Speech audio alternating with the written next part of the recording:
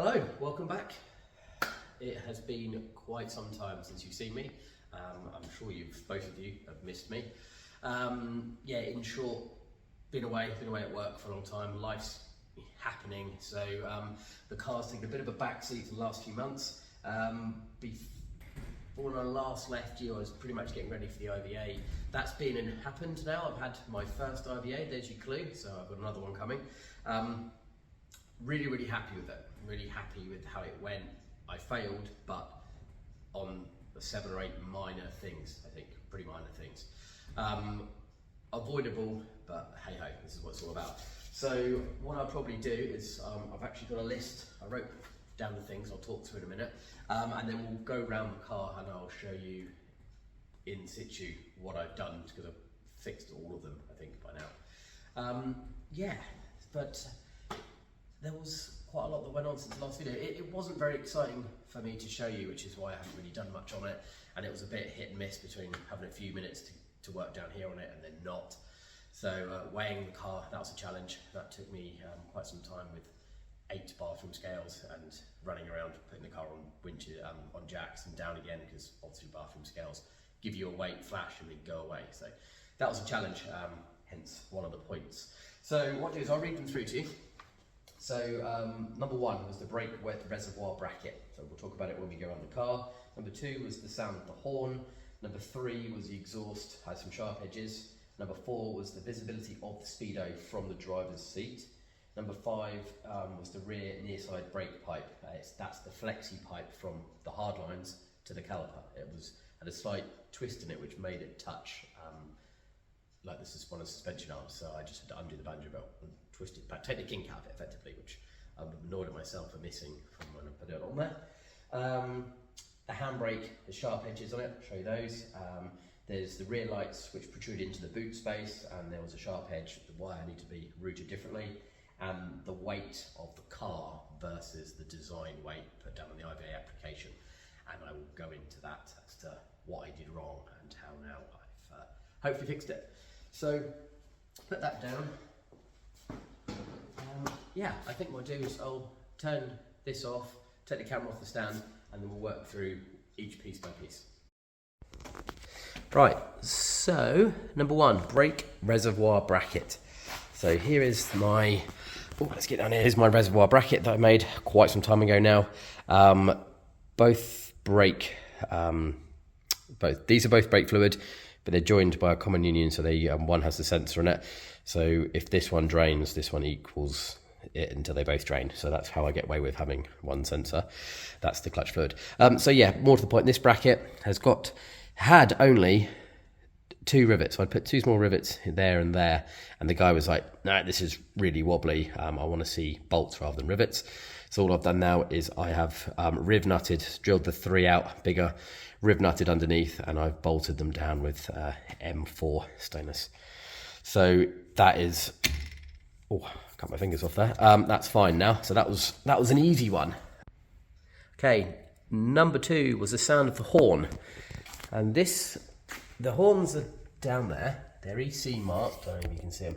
I bought them as a pair some time ago, like ages ago. And it was interesting because they work, and then I turn the car on. So if I show them now, like that's a proper horn sound. But during the test, they were really muffled and a bit more of a kind of thing. And the guy just went, yeah, that's a bit of a joke. And when he gave me the form with the points on, I was like, well, how do I quantify the horn sound? He said, well, just beep a normal car, mate, and that's what they should sound like, versus yours it's not even close, it's something wrong with it. So I bought a new set of 2, tested them on the bench with a power source, worked absolutely fine. I disconnected this one actually first, took it off, and just before I walked over with the other one, I tested it on my bench power supply, and it was absolutely fine, like it was really loud.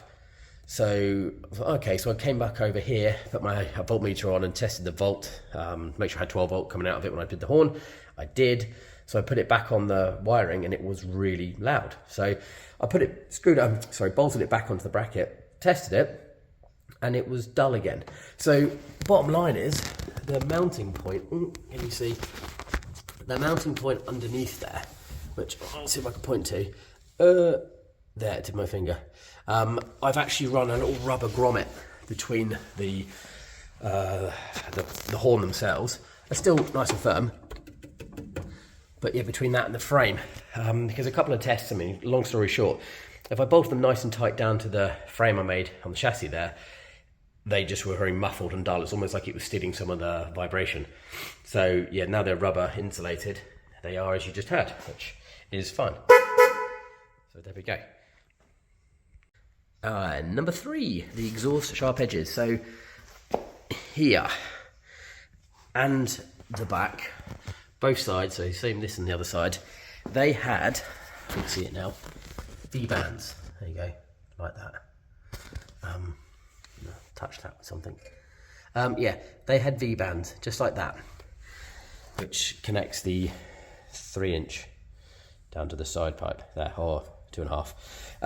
And he said, oh no, they're just a bit sharp. Get some exhaust muffling, exhaust wadding, some kind of heat-proof wadding, and wrap it round. And I've got stainless steel cable tie there, just like you normally get when you get these kits. It's funny because I actually had all this stuff left from when I had my original set of headers, the first set of headers that were horrible when I heat wrapped them.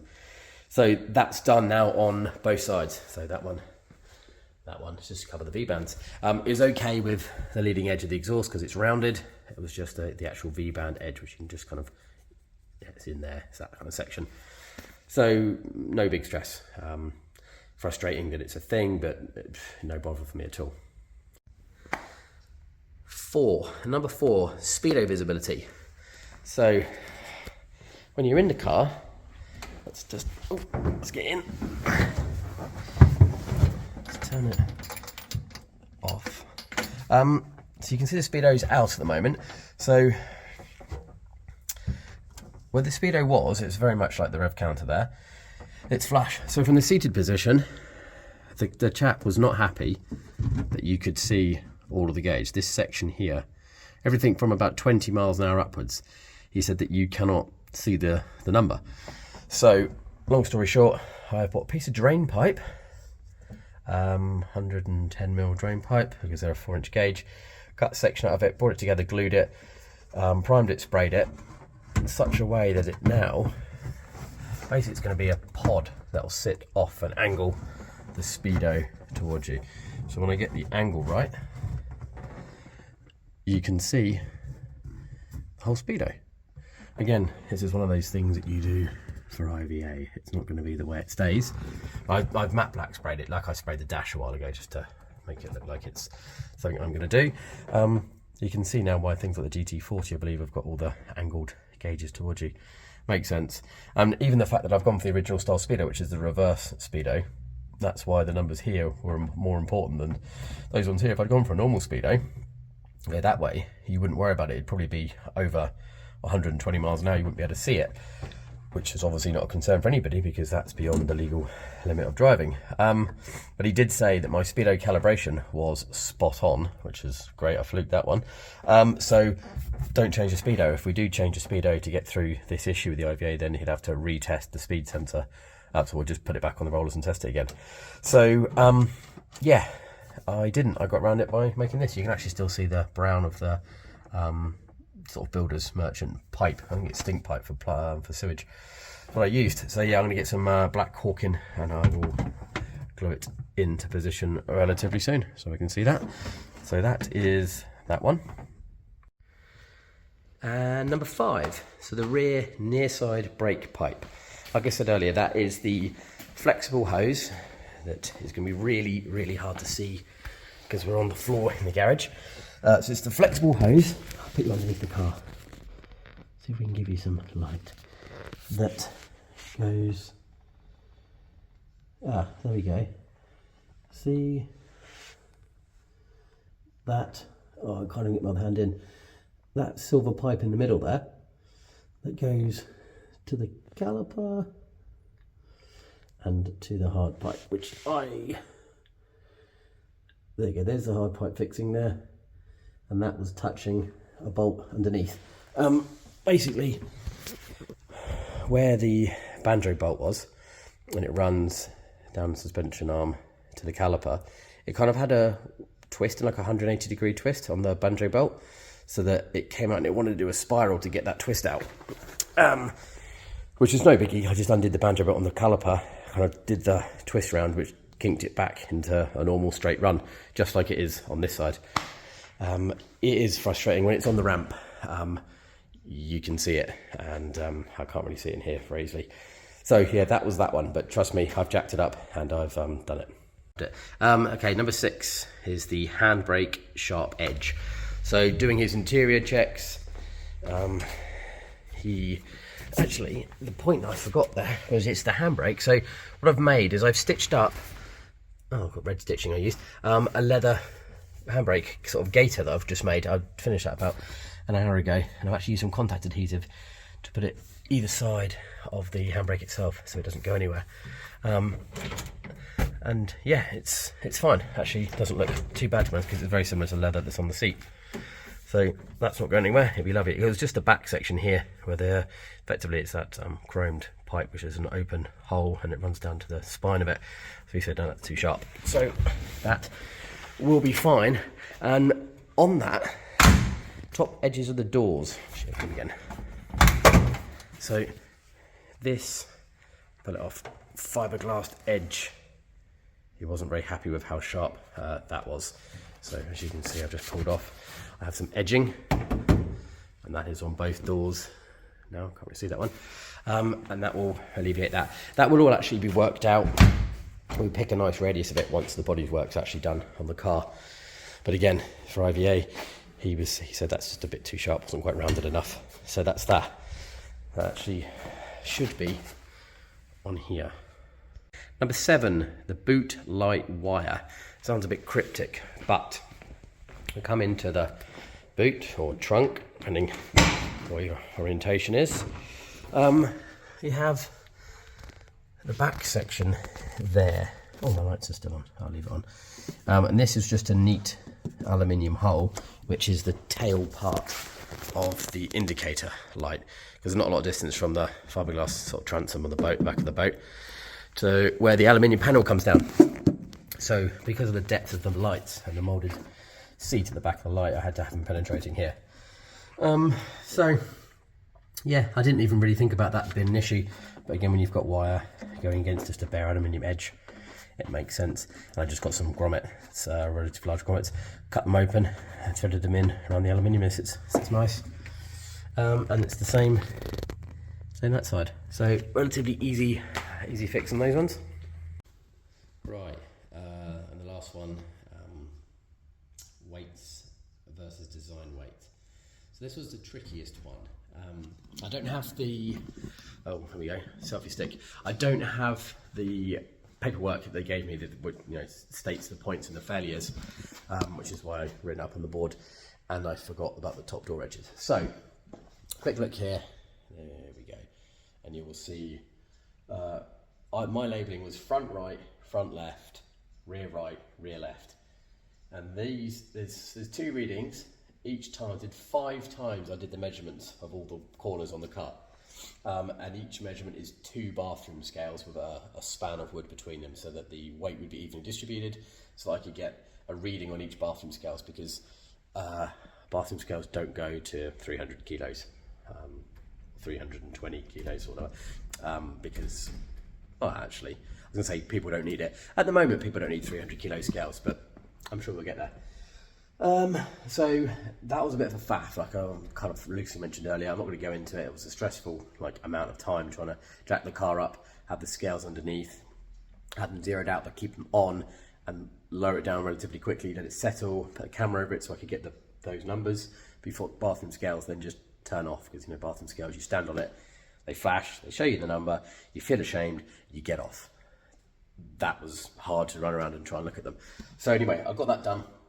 And then added them up and did averages, did my blah blah blah blah, added, so I've got a curb weight of 1161, a gross weight of plus 150 for the 2 people and the luggage.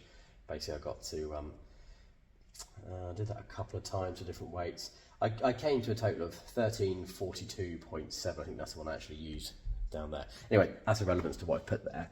Bottom line is, I was worried about the handbrake effect, like having to have the 18% of the gross weight in handbrake effect.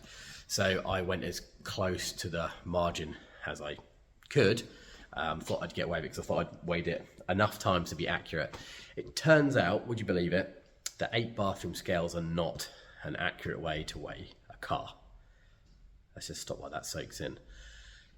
Stop recording for some reason then. So that all being said, I have got the weights that they weighed it at in the IVA test. So I know what it actually was, full tank of fuel and all that stuff. There's nowhere else I could have found. I literally tried everywhere to try and find some corner weighing appliances. So yeah, a bit of a shame on that one, but it's yeah, it was one I didn't really think I was going to go wrong on because I thought I'd done enough. So yeah, I've reached out to the company that kind of half supplied the kit and have details of their declared expected chassis weights and more about how much the gross weight can be. I don't know the actual wording for this. But anyway, I've got a signed piece of paper, and I now have exactly what it weighed. So when I resubmit, that falls within that. And I think when you add them up and get the gross weight, it's going to be fine for the brake effect because they tested all that. And I believe, what did I say, 40%, I think 40 point something was the handbrake effect, which is great because I thought that was going to be real touch and go. Yeah, anyway, that works. So that being said, let's turn around. I can't really see much of the car. It was really good. It was a nice day. The guys there, especially the guy that I had, I think his name was Gordon, that did the test with me, was really nice. He was just pleasant, and he was very clear on what he was doing and why, and he's capable because he was, you know, just getting on with it, asking me questions. I was doing stuff in the car. I was doing a bit of driving, outside, locking brakes and stuff. I was in it, running the accelerator and the brakes and all that sort of bits and pieces on the rollers and what he was doing. So it was good. I made a few changes. If I move the camera around. Yeah, so I moved the camera around. A few things before I went in last minute was a battery cover because the terminals were very much exposed. Covers on the start relay. Alternator power cable. I didn't have a protective cover on it. They all commented on the trusty broomstick use. Trigger's broomstick, I think, was the conversation that was had a couple of times. I do need to change it, and I actually was measuring up a minute ago, and I think I'll have a standard like car bonnet lift. Well, like a, you know, the piece of metal we will use in the car, and I think I'll mount it back down here with some structure. It's got to be about 85 centimeters to then lead up, and I'll probably put a little hole inside this support here, so it's got somewhere to house, and then it will clip in along the front here. So we'll see. Just be supported by this corner. Might have to do 2. Anyway, that's irrelevant. It doesn't matter at the moment. Next IVA is already rebooked. It's a handsome £90 fee. Yeah, there's a £90 fee to go and do it again, which, to be honest, that's nothing compared to the £450 for the first test. And let's just say it's more than that for me to get it on a car transporter and on a ferry and up. So it's an expensive process, but this isn't something that I can just give up on, and it isn't exactly a cheap project. So what have I got? A couple of weeks left and I'll go up again, and fingers crossed it's going to come back down and it is done, and I should do another video, and then we get to the fun process of de-IVAing it and stripping some things off, putting them how I might want them full time, and we'll look at bodywork, and then it will be going to paint when my painter can fit it in. But it's going to be nice to see it, put the right wing mirrors on it, change the lights back again, take off all these meshes in these holes, put the wheels back on it, and I'm going to sort out some weather stripping that I'm going to have around with the doors to stop water from getting in the doors, because that's the only thing I haven't done yet. So yeah, I am genuinely really happy with how it's gone. So that's the update that I owed you. Hopefully the videos will become a lot more exciting soon when we start to drive the car and we start to do stuff with it. And it's going to be a while yet because paint's probably going to be several months, but I feel so good about it. Anyway, thanks for watching this one, both of you, and I will speak to you again when I've got an update after the next IVA. See you later.